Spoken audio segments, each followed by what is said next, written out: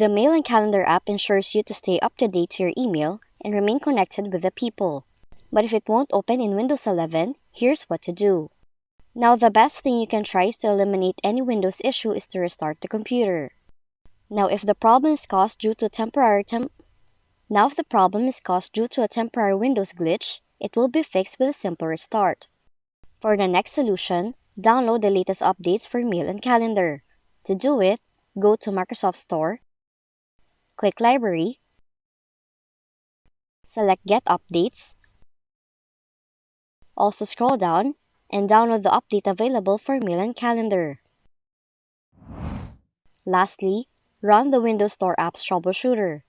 So do it by opening Settings, go to Troubleshoot, select Other Troubleshooter, click on Run next to Windows Store Apps, and then the troubleshooting window will pop up and look for the problem. So that's what you should do if your Mail and Calendar application won't open in your Windows 11. If you found this video helpful, kindly like and subscribe.